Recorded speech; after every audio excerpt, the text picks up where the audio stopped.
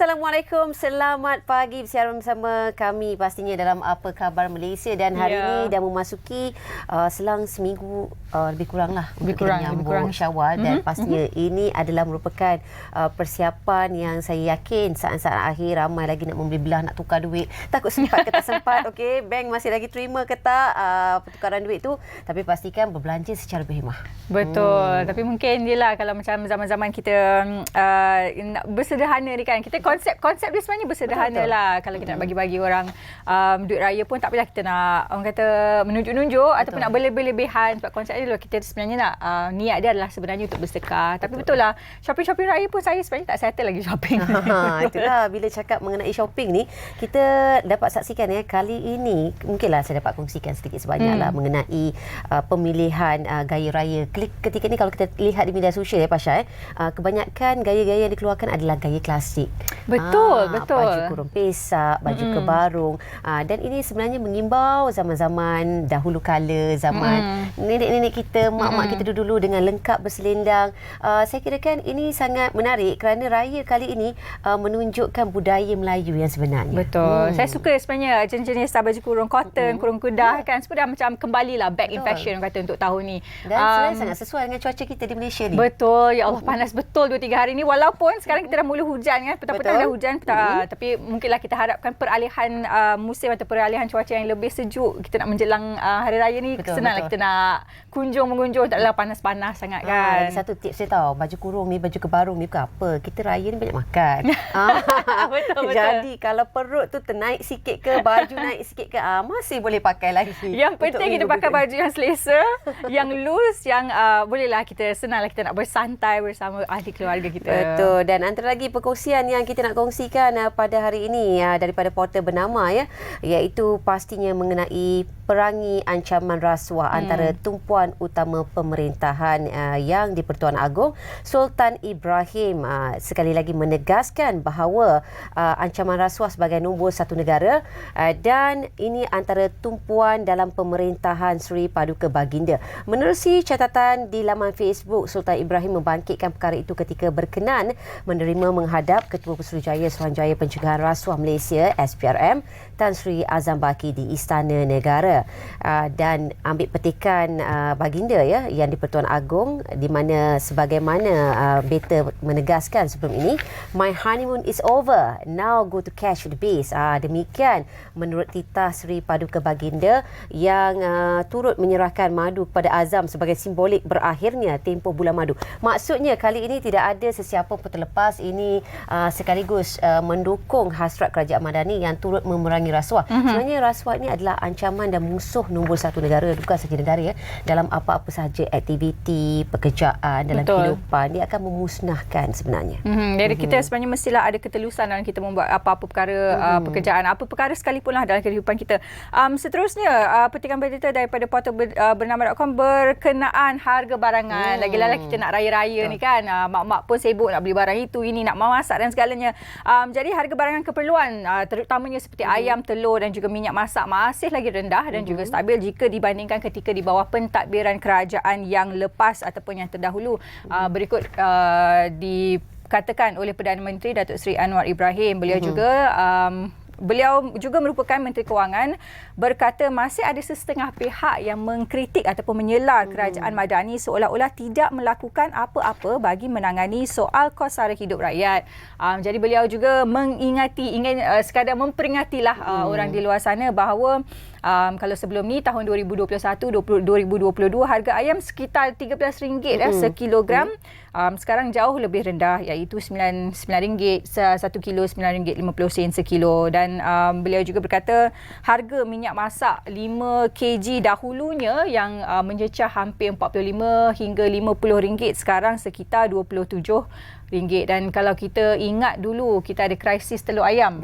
Yang sampai tak ada langsung telur ayam dekat kedai. Sekarang keadaan dah stabil, alhamdulillah mencukupi untuk semua. Jadi beliau berkata memperingati ataupun berkata demikian ketika berucap di Majlis Perhimpunan Bulanan bersama warga Jabatan Perdana Menteri DJPM semalam yang dihadiri lebih 500 orang penjawat awam.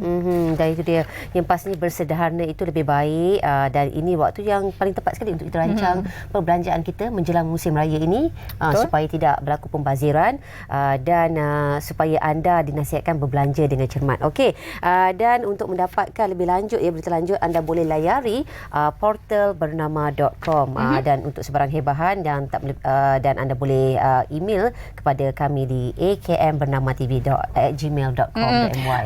Nurul, kita lupa tadi duk cerita-cerita pasal baju-baju raya kan. Tapi sebenarnya kita sedar tak tahun ini sebenarnya selain daripada gaya-gaya klasik ataupun vintage yang datang balik lah tahun ni, satu lagi gaya adalah gaya klasik ataupun gaya contemporary minimalis. Kalau kita nak tengok, kita ada lebih kurang seminggu je lagi kan kita nak menyambut Aidilfitri ni. Antara pilihan yang menjadi perhatian kaum-kaum ibu macam kami ini adalah warna tema baju raya dan juga gaya yang akan ditampilkan untuk seisi keluarga tu. Jadi bercakap pada Bernama, Mereka Fashion terkenal Hatta Dot Mat berkata gaya yang seperti inilah menjadi pilihan kerana bukan saja relevan sepanjang Aidilfitri tetapi juga selepas Syawal. Jadi kepada anda semua yang ingin mendapatkan baju raya, sebenarnya kita fikirkan apa yang kita boleh pakai sepanjang tahun lah. Kita jangan ikut trend nak renda-renda sinilah apa semua kan. Betul. Yang penting selesa dan juga satu fashion baju kurung ni sebenarnya adalah fashion baju kurung yang boleh dipakai sepanjang zaman. Dan paling penting elakkan pembaziran. Sebenarnya kadang-kadang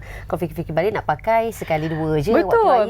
Tapi janganlah mencecah sehingga harga yang tak masuk akal. Ni tema akan apa tahun ni? Saya masih tak tahu lagi, tapi mungkin kita akan beli a few different colours lah. Nanti pagi raya kita tengok mood kita nak pakai colour apa. Itu dia. Okey, apa-apa pun kita nak tengok dulu ramalan cuaca untuk hari ini dan seterusnya bersama teman penyampai dari Bilik Berita. Silakan.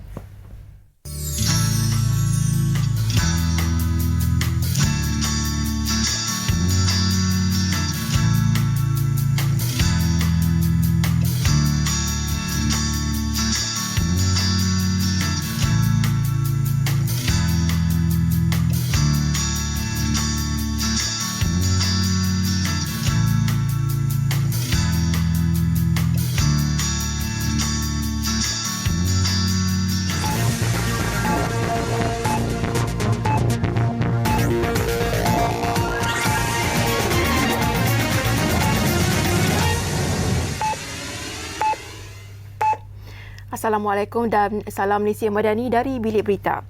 Polis Sarawak sedang giat mengesan suspek disyaki membaling botol kaca berisi minyak tanah atau molotov koktail ke sebuah kedai seberdeka KK Mart di Jalan 1 Awal pagi Ahad.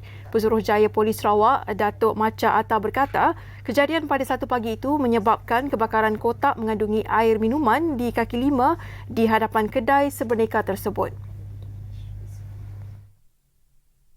Sementara itu, Ketua Polis Daerah Kuching, ACP Ashmun Bajah berkata, pihaknya menerima laporan daripada seorang lelaki tempatan berusia 25 tahun yang merupakan pekerja kedai seberneka itu pada Ahad. Beliau mengingatkan orang ramai tidak melakukan perbuatan di luar batas undang-undang dalam hal ini dan memberikan ruang proses perundangan yang sedia ada. Kejadian ini merupakan insiden ketiga membabitkan KK Mart selepas kontroversi jualan stokin tertera kalimah Allah. Pada 26 Mac lalu, sebuah cawangan kedai seberaneka itu di Bidor Perak dibaling dengan bom petrol dan kejadian kedua berlaku pada 30 Mac lalu di KK Supermart Sungai Isap di Kuantan, Pahang. Siasatan berkaitan dakwaan seorang guru melakukan pedofilia di Maktab Rendah Sains Mara MRSM di Tumpat dijangka mengambil masa selama sebulan. Ketua Polis Kelantan Datuk Muhammad Zaki Harun berkata hal ini kerana siasatan masih lagi pada peringkat awal dan berkemungkinan terdapat saksi-saksi lain yang berada di luar negeri itu. Siasatan tersebut juga akan menjurus kepada tomahan yang dilemparkan kepada guru tersebut dan menyemak segala teks perbualan serta mesej daripada kedua-dua pihak kerana tidak mahu ada individu yang teranaya. Setakat ni kita 4 saksi ya. 4 saksi yang kita dah panggil yang kita rasa hampir dengan ni dan lain-lain akan dibatlah. Kalau sesiapa yang punya maklumat, contohnya di sekolah tersebut guru-guru sendiri ke atau student-student lain yang rasa dia perlu membantu untuk beri statement dia, come forward. Jadi kita tak akan rahsiakan, tak apa. Kita nak tahu saja. Dan kita boleh buat keputusan. Jadi Beliau memberi jaminan siasatan akan dilakukan secara terperinci dan telus kerana ia membabitkan profesen seorang guru dan pelajar sekolah terbabit. Pada 28 Mac lalu, seorang individu menerusi media sosial mendakwa seorang guru di sebuah sekolah di Tumpat yang diketahui sebagai seorang pedofil masih mengajar di sekolah berkenaan. Bagaimanapun, guru terbabit yang dituduh melakukan perbuatan itu telah membuat laporan polis di Balai Polis Tumpat dengan mendakwa dia difitnah. Semalam media melaporkan polis memanggil beberapa saksi termasuk pelajar dan guru berhubung kes berkenaan dan telah melihat segala kandungan di dalam telefon pihak yang terlibat. Untuk itu sekian dari Bilik Berita. Assalamualaikum dan salam Malaysia Madani.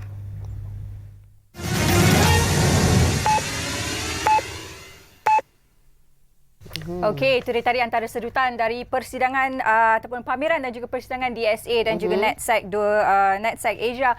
Yang tu mungkin klip-klip daripada persidangan ataupun pameran yang telah berlaku sebelumnya, tapi tahun ini ia akan berlangsung pada bulan 5, 6 hingga 9 Mei 2024 dan hari ini untuk kita bercakap mengenai pameran dan juga persidangan DSA dan NetSec Asia 2024 kami telah pun jemput dua orang tetamu ke studio untuk kita sedikitlah kita bercakap tentang pameran ini, Nurul. Kita mengupas mengenainya dan pastinya bersama kita hari ini adalah Dr. Muhammad Bahari Ismail merupakan Timbalan Ketua Setiausaha Pembangunan daripada Kementerian Pertahanan dan Tuan Nazim Abdul Rahman merupakan pengarah eksekutif DSA Exhibition and Conference Sdn Bhd. Assalamualaikum, selamat pagi.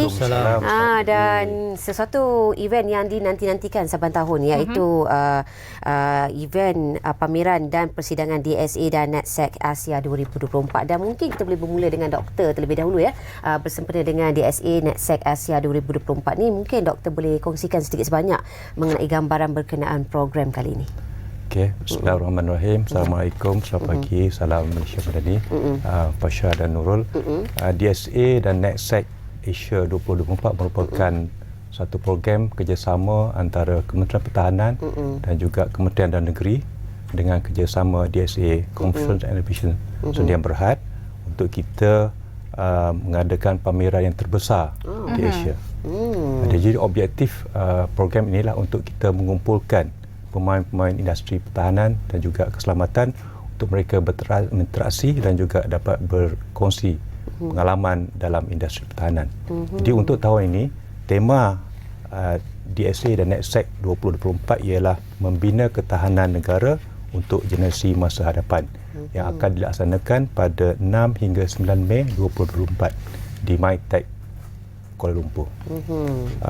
Jadi kita mengharapkan dalam siri kali ini anggaran penyertaan dijangka melebihi 50,000 pelawat dan yang akan hadir juga insya-Allah 400 delegasi VVIP daripada 45 buah negara yang akan hadir kepada program kali ini. Okey, kita nak tanya pada Encik Nazim pula. Mungkin boleh ceritakan sedikit kalau kita tengok daripada klip yang ada dari awal tadi, kita ada penglibatan daripada pihak polis, ada penglibatan daripada pihak tentera. Untuk tahun ini, edisi 2024 DSA dan juga NetSec 2024 ni, apakah antara kelainan yang akan dibawakan? Okey, terima kasih Fasha. Pertama sekali, alhamdulillah lah masa kita adakan edisi yang lepas, kita masih lagi di suasana atau masa PKP, Perintah Kawalan Keselamatan. Jadi semestinya pada kali ini agak berbeza lah. Sebab apa? Pastinya lebih ramai akan turut hadir menyertai dari segi penyertaan pempamer, penyertaan pelawat-pelawat perdagangan. Walau bagaimanapun sebagai penganjur, kami cuba menambah baikkan lagi lah penganjuran untuk kali ini. Jadi beberapa elemen baru diperkenalkan. Contohnya kita nampak kebelakangan ini banyak angkatan tentera serantau dan juga di negara-negara maju menstruktur organisasi mereka menggunakan elemen future forces ataupun mengadaptasi elemen-elemen future forces ini disebabkan oleh new threats, new challenges dan juga situasi teknologi semasa kan. Oleh itu kami mengalu-alukan semua peserta-peserta pempamer-pempamer menjurus pada pempamer untuk menunjukkan kelengkapan yang terbaru, yang lebih canggih, yang boleh diadaptasi atau digunakan oleh future forces, di mana saya rasa tentunya Angkatan Tentera Malaysia pun akan cuba untuk menstrukturkan semula Angkatan Tentera Malaysia menjurus ke hadap future forces. Kita juga ada memperkenalkan segmen drone UAV khusus untuk kita memberi peluang kepada penggiat dan juga pembekal UAV yang menjurus ke arah robotics dan AI untuk mempertengahkan keupayaan mereka, mungkin inovasi mereka untuk diberi peluang kepada mereka untuk memasarkan bukan saja kepada Malaysia tapi malah kepada negara-negara lain ya. Juga lagi satu segmen yang kita introduce ialah DSA dan National Security Asia Laboratory. Ini kita mensasarkan kepada syarikat-syarikat kecil, syarikat-syarikat yang baru untuk menerajui ataupun menceburi industri pertahanan ini supaya mereka menggunakan platform ini untuk mereka memberi peluang kepada mereka untuk cuba memasarkan kepada bukan saja kepada direct end user tapi malah mungkin untuk berkolaborasi dengan syarikat-syarikat yang telah pun berjaya, syarikat besar. Ya. Dan kita nak tahu juga Cik Nazim boleh kongsikan berapa banyak penyertaan yang dijangka daripada pempamir untuk kali ini? Alhamdulillah untuk pada kali ini kami mensasarkan penyertaan lebih 30% berbanding yang sebelum ini. Sebanyak lebih kurang 1,200 syarikat pempamir akan turut menyertai dari lebih 40 negara. Dalam 40 negara ni kita ada juga National Pavilion. National Pavilion ialah pavilion negara. Yang paling besar pada kali ini kita dapat lihat negara Turki lah.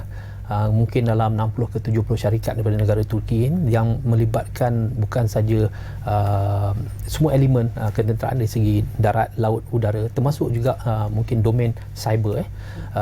Negara yang kedua terbesar penyertaan ialah China, diikuti oleh United Arab Emirates, Itali dan seterusnya ialah daripada negara USA. Ya. Okey, Dr. Bakari, mungkin bila kita bercakap tentang national security ataupun pertahanan ni adalah sesuatu yang orang selalu tak fikirkan. It's something that's always behind the scenes kan. Jadi untuk DSA dan NetSec Asia yang bakal akan diadakan ni, apakah mungkin peranan yang dimainkan dalam memperkasakan hubungan diplomasi, terutamanya hubungan diplomasi pertahanan antara negara-negara serantau dalam mungkin Southeast Asia itu sendiri? Okey, terima kasih Pasha. Sejak penganjuran sulungnya pada tahun 1988, program DSA ini telah mencapai lebih 30 tahun.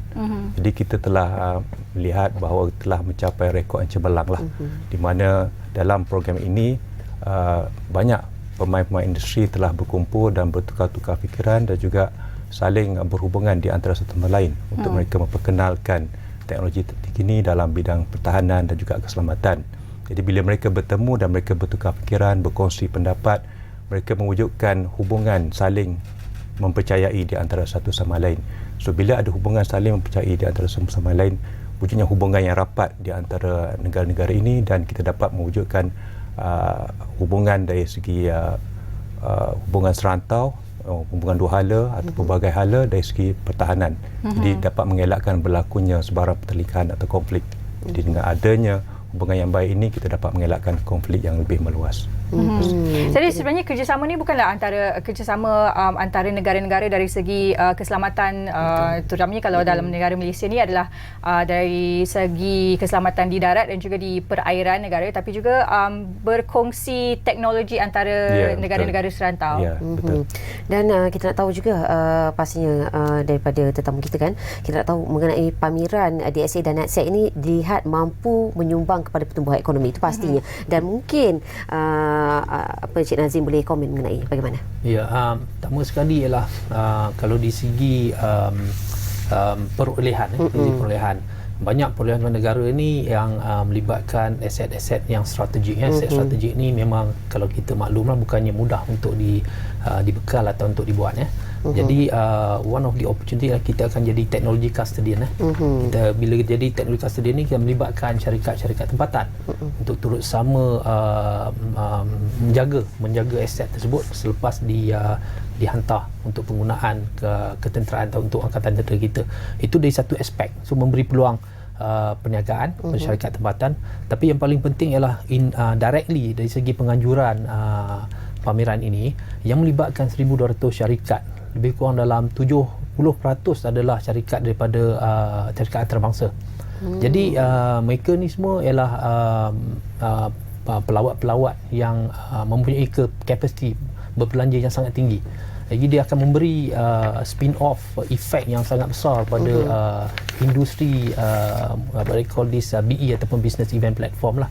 Diunjurkan lebih kurang 700 juta spin-off semasa acara ini diadakan. Dan yang kita harus sedar ialah baliknya akan menguntungkan kerajaan kerana ada imbuhan dari segi cukai. Cukai kembali kepada kerajaan sebanyak 50 juta dianggarkan semasa kita menganjurkan pameran selama seminggu ini. Okey, kita nak sambung lagi bercakap pasal pameran dan juga persidangan DSA dan NATSEC Asia 2024 tapi kita akan berhenti berehat untuk seketika dan akan kembali selepas ini.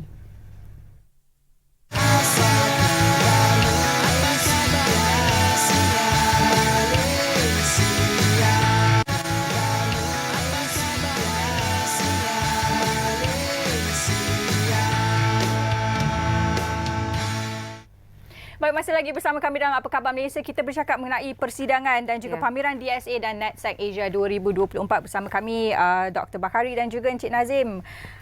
Okey, kita teruskan. Kita nak tahu juga bila kita adakan pameran dan juga persidangan DSA dan NATSEC ni sebenarnya bagaimana ataupun apakah kesan yang akan diberikan kepada industri pertahanan negara itu sendiri, terutama sekali kalau kita lihat pada plan strategik kertas putih pertahanan. Seperti mana yang kita sedia maklum, kertas putih pertahanan mempunyai 3 tonggak iaitu cegah rintang bersepadu, pertahanan komprehensif dan perkongsian wibawa. Jadi dalam aspek pameran DSA ini, kita menjurus kepada teras yang ketiga, tonggak yang ketiga iaitu perkongsian wibawa. So melalui perkongsian pengetahuan, perkongsian teknologi ini kita dapat mewujudkan suasana yang harmoni di kalangan pemain industri dan juga negara-negara serantau dan juga negara yang terlibat. Jadi dengan adanya kolaborasi strategi ini dalam bidang sains, teknologi, khususnya dalam bidang pertahanan dan keselamatan, mereka dapat berinteraksi antara satu sama lain. Ia juga akan mewujudkan hubungan dua hala dan juga pelbagai hala di antara negara-negara yang terlibat. Dan kita menjangkakan bahawa dengan adanya libat urus ini akan wujud satu suasana ataupun hubungan yang diplomatik di antara satu sama lain, khususnya dalam bidang keselamatan juga pertahanan. Bagi kita memastikan hala tuju dalam kertas putih pertahanan itu tercapai. Itu dia. Dan Cik Nazim pula, kita nak tahu juga mengenai acara penting yang dan signifikan yang bakal berlangsung semasa DSA kelak. Bagaimana? Ya. Pertama sekali kita maklum acara DSA ini akan bermula daripada 6 sampai 9 Mei 2024 di MITEC Kuala Lumpur. Walau bagaimanapun kita bermula satu hari awal di mana pada malam 5 hari bulan tu akan diadakan majlis resepsi, akan dihostkan oleh Menteri Pertahanan Malaysia dan juga Menteri Dalam Negeri Malaysia untuk tetamu-tetamu jemputan negara, delegasi daripada luar. Dan seterusnya pada hari pertama DSA ini sebelah paginya kita akan adakan satu forum yang dinamakan Putrajaya Forum. Ini akan dianjurkan bersama dengan MIDAS, satu agensi di bawah Kementerian Pertahanan. Dan sebelah petangnya yang paling penting yang ditunggu-tunggu ialah pada pukul 2.30 lebih kurang Yang Amat Berhormat Perdana Menteri Malaysia akan hadir untuk melancarkan, merasmikan acara DSA ini dan seterusnya melawat pempamir-pempamir. Pada hari kedua kita ada 2 rancangan seminar ataupun forum di sebelah pagi. Yang pertama akan dianjurkan oleh National Resilience College, satu organisasi di bawah Angkatan Tentera Malaysia bersama dengan Universiti Pertahanan Malaysia dengan kolaborasi bersama DSA lah. Dan yang seterusnya di satu lagi dewan akan diadakan program untuk Polis Diraja Malaysia, seminar on national security and juga substance abuse. Yang I think paling ditunggu-tunggukan adalah pada hari ketiga di sebelah petang, di mana satu acara kontrak dan MOU signing program melibatkan 2 kementerian, Kementerian Dalam Negeri dan Kementerian Pertahanan. Kalau kita ingat dulu jumlah pada yang lepas, jumlah keseluruhan kontrak yang ditandakan adalah sebanyak 7.2 bilion. So jadi untuk pada kali ini mungkin Dr. Bakari lebih maklumlah daripada saya lah. Berapa tu dijangka Dr. Bakari? Kita menjangkakan lebih daripada nilai tersebut lah. Dia makin meningkat. InsyaAllah. Okey, Okey, kita tanya juga mungkin sebenarnya lah setiap tahun bila diadakan pameran juga persidangan DSA ni dan DSA dan juga NetSec Asia ni, harapan daripada pihak Kementerian Pertahanan dan juga daripada pihak DSA Exhibition and Conference sendiri, mungkin Dr. Bakari boleh kongsikan. Di pihak kementerian kami mengharapkan platform yang disediakan ini melalui DSA dan NetSec 2024 ini, kita mengharapkan akan wujud lebih hubungan kolaborasi strategik lah di antara pemain-pemain industri dan juga pemimpin-pemimpin di peringkat negara untuk mewujudkan suasana yang harmoni bagi kita mengelakkan berlakunya konflik dan pada masa yang sama kita bertukar-tukar teknologi di bidang pertahanan dan juga keselamatan. Dan kita kembali kepada pameran DSA ni saya nak bertanya kepada Encik Nazim. Pastinya penganjuran kali ini disifatkan antara yang terbesar dalam sejarah penganjuran DSA, di mana lebih daripada 50,000 pelawat disasarkan dan lebih daripada 70 buah negara penyertaan dan juga lebih daripada 400 delegasi VVIP. Dan kita nak tahu juga mengenai antara teknologi ketenteraan yang dinanti-nantikan dalam pameran ini. Apakah dia? Okey, saya dah maklum berkenaan dengan elemen future forces. Itu something yang mungkin sangat menarik lah untuk kita tunggu dan tengok. Saya jangkakan banyak platform-platform di tiga-tiga aliran pertahanan, udara, laut dan juga darat. Platform maksudnya ialah contoh macam aircraft, but not necessarily aircraft per se, but the technology behind it. Maybe dari segi elemen darat, kenderaan untuk kegunaan tentera darat, dari segi mobility, 8x8, 6x6, weapon carrier dan juga sebagainya. Dan tak kurang juga kemungkinan kita akan tengok elemen-elemen yang melibatkan cyber, yang melibatkan pengoperasian bersama, yang melibatkan network centric operation. So jadi sangat menariklah nanti kita akan tengokkan mungkin kelengkapan yang lebih yang terkini, yang lebih canggih, yang lebih hebat dan yang boleh diguna pakai untuk menjaga ketenteraman dan juga kelestarian semua. Ini pentingnya adalah saya lihatkan pertahanan dan keselamatan adalah satu investment. Sangat penting. Jadi negara perlu mengadaptasi ataupun menggunakan sebagai satu peluang untuk kita melengkapkan diri untuk kegunaan semasa diperlukan. Sekarang bila aman kita tak nampak, tapi bila ada kekecohan, ada keganasan ataupun ada pertelingkahan, dan aset-aset ini perlu. Aset begini dia bukannya kita boleh beli off the shelf, tapi ia perlu highly customized. Dia memerlukan masa untuk membekal dan juga membuat dan membekal. Jadi satu pengharapan saya ialah negara kita, keseluruhan negara-negara lain juga mengambil ini sebagai satu strategik punya move ataupun plan untuk mereka bersedia lah dari awal.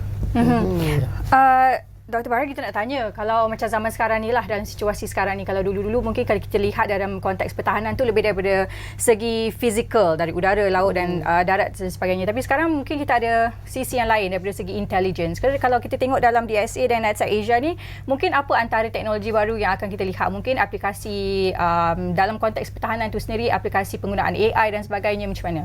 Ya, melalui pameran ini kita mengharapkan pemain dapat menunjukkan teknologi terkini lah. Antaranya mungkin drone atau AI. Bila kita bercerita future force ni, dia lebih menggunakan teknologi, especially melibatkan AI. Jadi kita mengharapkan ada new invention yang dipamerkan dan mungkin syarikat tempatan dapat mengambil peluang itu untuk menggalakkan pelaburan ke Malaysia dan kita venture dalam bidang tersebut. Kalau kita tengok dalam konteks within the industry dalam pertahanan tu sendiri, mungkin antara big players ataupun pemain-pemain besar dalam industri pertahanan tu yang akan ada pavilion-pavilion di DSA tahun ni, macam mana? Ya, ikut dari segi persediaan kami, penyertaan paling besar ialah daripada DRB Hicom Defence Technologies, seterusnya Westar Defence, Westar Aviation, ADS, Advanced Defence System, MILDEF, Ketek, Mindmatic, Open Apps, Dan banyak lagi actually syarikat tempatan ni, saya nak sebut semua tu Boston dan semuanya pemain-pemain yang memang menjurus kepada penyediaan dan pembekalan kelengkapan ketenteraan. Dari segi international, saya maklum tadi lebih kurang 40 negara akan terlibat dan syarikat-syarikat agregasi yang akan turut menyertai seperti Airbus, BAE System, Milsoft, Autocar, FNSS, SeaTac daripada China, Tawazun H daripada UAE, USA, kita ada Inveris System, General Dynamics, Northrop Grumman dan sebagainya. So jadi banyak 1,200 syarikat. Saya nak listkan semua mungkin. Terlalu banyak. Memang betul lah kita habis. berdasarkan DSA tahun ni yang terbesar pernah diadakan. Baik, kita nak ucapkan terima kasih kepada Dr. Bakari dan juga kepada Encik Nazim sudi bersama kita pada pagi ini untuk kita berkongsilah sebersedikit kan mengenai industri pertahanan dalam negara dan berkenaan DSA dan NETSEC 2024. Okey Nurul. Dan kita ucapkan semoga majlis ini akan berjalan dengan lancar dan berjaya dengan jayanya. Dan kita akan berhenti rehat seketika dan kembali selepas ini.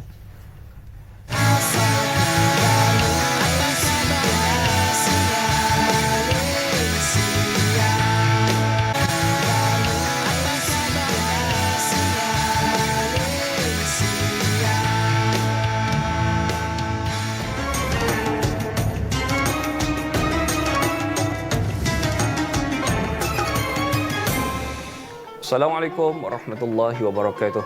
Alhamdulillah wassalatu wassalamu ala Rasulillah amma ba'd.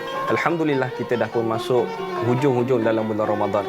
Antara yang perlu kita kejar lagi ataupun naikkan energi kita khususnya dalam 10 malam terakhir, kerana pada malam 10 malam terakhir itu ada satu malam lebih baik daripada 1000 bulan. Makna dia satu malam lebih baik daripada 83 tahun. Apakah lebih baik? Amalan yang kita buat pada malam itu. Subhanallah. Allah beri satu ganjaran. Allah beri satu kelebihan.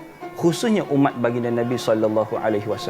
Kerana umat lain, mereka tidak ada malam lebih baik daripada 1000 bulan. Malam lebih baik daripada 83 tahun. Kerana umat Nabi yang lain, Allah memberikan kepada mereka umur yang panjang.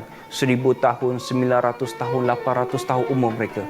Tapi umur umat Nabi SAW Allah hanya beri 70, 80. Disebabkan itulah Allah janjikan kamu akan dapat satu malam lebih baik daripada 1000 bulan. Jadi apa yang perlu kita buat pada malam-malam terakhir itu? Kita tengok Imam Qatadah bila mana masuk dalam bulan Ramadan, setiap 3 hari dia akan khatam Al-Quran. Tapi bila mana dekat 10 malam terakhir, Imam Qatadah akan setiap malam akan habiskan satu khatam Quran. Jadi apa yang perlu kita buat? Antara yang digalakkan oleh para ulama yang untuk mudah untuk orang awam, iaitu kita memberi makan orang yang berpuasa kepada Allah Subhanahu Wa Taala, kerana ganjaran sangat besar di sisi Allah Subhanahu Wa Taala. Antaranya juga perlu cari ibadah yang bila mana kita buat besar pahalanya. Seperti mana kita baca ayat ini, pahalanya seperti khatam Al-Quran. Apa dia? Antara ulama kata ketika mana kita baca surah ini, pahalanya seperti khatam sebiji Al-Quran. Nombor satu kata ulama, membaca Al-Fatihah sebanyak 3 kali. Cukup 3 kali, pahalanya sama seperti khatam Al-Quran. Yang kedua, baca Qul huwallahu ahad selama 3 kali ataupun sebanyak 3 kali, samanya pahala di sisi Allah Subhanahu Wa Taala khatam satu Al-Quran. Yang ketiga adalah Qul ya ayyuhal kafirun sebanyak 4 kali, pahalanya sama. Dan yang terakhir sekali Iza zulzilatil ardu zilzalaha sebanyak 2 kali. Insya-Allah kita baca keempat-empat surah ini, pahalanya seperti khatam satu Al-Quran. Pilihlah mana nak pilih ataupun baca keempat-empat surah ini. Insya-Allah ketika mana kita beribadah kepada Allah dengan satu matlamat untuk mencapai redha Allah, untuk capai syurga Allah, insya-Allah Allah akan redha dengan kehidupan kita, Allah akan suka dengan kehidupan kita dan kehidupan kita akan berkat. Moga-moga apa yang saya kongsikan pada hari ini bermanfaat. Assalamualaikum warahmatullahi wabarakatuh. Itu tadi indahnya Ramadan, kapsul yang dikongsikan, semoga memberikan manfaat kepada kita. Dan bercakap mengenai Ramadan, pastinya kita sinonim dengan makanan, buah-buahan. Betul. Tapi buah-buahan yang saya ingat sekali, kita nak bercakap mengenai nenas, produk nenas. Dan juga kepelbagaian produk nenas. Tahukah anda, Cita? Kita dah bagi fakta trivia sikit pagi-pagi ni. Tahukah anda, pers yang saya pegang ni adalah antara salah satu hasil daripada nenas itu sendiri. Wow, itu kita nak rungkaikan macam mana daripada nenas maka boleh lahirnya Betul, satu pers ni. bukan ni je. Thai ini pun, tali leher ini pun adalah salah satu produk hasil daripada nenas. Begitu Mungkin menarik sekali. bukanlah isi dia kan, bukan daripada kulit dia ke Ya. apa ke, kita tak tahu. Betul. Jadi hari ini kita nak kita nak bercakap mengenai produk-produk yang boleh Ya. dihasilkan dengan menggunakan nenas. Okey, dan pastinya bersama kita hari ini di studio adalah Tuan Haji Sheikh Umar Bakharib Ali, merupakan pengerusi Lembaga Perindustrian Nenas Malaysia. Selamat pagi. Dan kita bercakap pasal nenas. Atas meja kita ni pun ada sebiji buah nenas dengan hasil-hasil daripada nenas. Dan kita nak tahu juga mengenai lebih lanjut mengenai industri nenas negara, khasnya mengenai Lembaga Perindustrian Nenas Malaysia LPNM dan juga peranannya bagaimana. Baik, Assalamualaikum warahmatullahi wabarakatuh. Pasha dan Nurul ya. Terima kasih pertama sekali kerana memberikan slot ini kepada Lembaga Perindustrian Nenas Malaysia. Dan salam perkenalan juga daripada kami.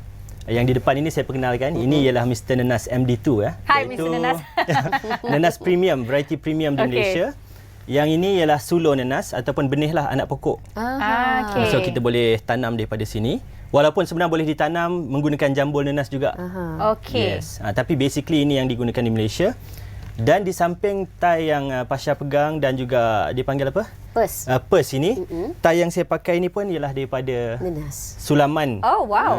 nenas punya benang. Oh. Okey, jadi dia nenas punya punya motif. benang ni dibuat daripada bahagian Daripada mana? basically daripada daun. Ya, kerana dia ada fiber yang kuat. So dia boleh dijadikan benang lah. So ini adalah hasil kalau yang kita sebutkan tie yang saya pakai, pers ini semua adalah bukan makanan lah yang terhasil daripada nenas. Jadinya basically boleh kita katakan kalau kita belajar masa sekolah rendah dulu kan, bila kita katakan wah, nenas kelapa itu pokok 1000 guna. Ya. Sebenarnya pada hari ini nowadays nenas juga sudah pun menjadi pokok 1000 guna. Zero waste. Dan sangat tepat dengan saranan SDG daripada United Nations. So basically apa yang Lembaga Nenas buat, itu yang Lembaga Nenas buat. Kita wujud daripada tahun 1957 sewaktu merdeka. Dan juga kolonial sebenarnya sudah pun identify nenas ataupun pineapple ini sebagai satu komoditi yang boleh dihasilkan daripada tanah Melayu pada ketika itu. So diwujudkan pada ketika itu 1957. So usia kita sama usia dengan merdekanya tanah air kita Malaysia. Dan basically kita buat segala bentuk bimbingan ataupun memberi insentif dan juga mengelola, mengawal selia the whole chain of pineapple, seluruh rantaian. Maksudnya dari segi produk huluan, maknanya daripada penanaman sampai hiliran. Dan yang lebih menarik lagi, hiliran kita ingat sampai buah nenas kita harvest dan kita makan. Betul. Tapi rupanya pada hari ini dia juga boleh menghasilkan produk-produk lain yang non-food ataupun bukan makanan. So ini yang dilakukan oleh Lembaga Perindustrian Nenas Malaysia all this while daripada 1957 sehingga ke hari ini untuk mengawal selia keseluruhan rantaian yang ada dalam industri nenas tanah air Itu kita. dia, samping pun boleh hasilkan juga ya daripada Yes. kulit nenas.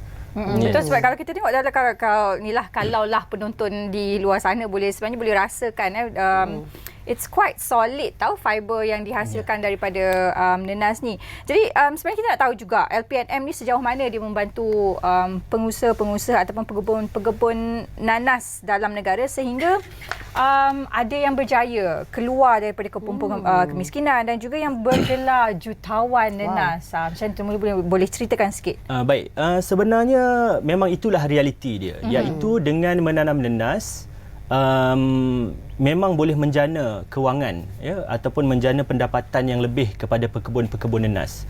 Dan yang menariknya, Lembaga Nenas ini adalah satu lembaga buah-buahan. Saya rasa di Malaysia ni the one and only lembaga buah-buahan ialah nenas lah. Tak ada buah-buah lain lah. Kita tak ada Not even lembaga durian durian pun tak ada. Belum ada lah. Walaupun ada perbincangan ke arah itu di peringkat kabinet. Tapi setakat ini lembaga nenas. So kita ada the whole chain itu. Dan sebenarnya kalau kita bercakap soal sejauh mana boleh membantu rakyat, khususnya pekebun nenas lah, untuk keluar daripada paras kemiskinan, saya suka nak ambil satu data daripada projek pengukuhan tanaman nenas, seperti mana laporan kajian outcome tahun 2022, di mana telah mencatatkan bahawa 2,842 orang pekebun nenas daripada the whole 3,552 orang pekebun nenas telah mendapat gaji more than 5K.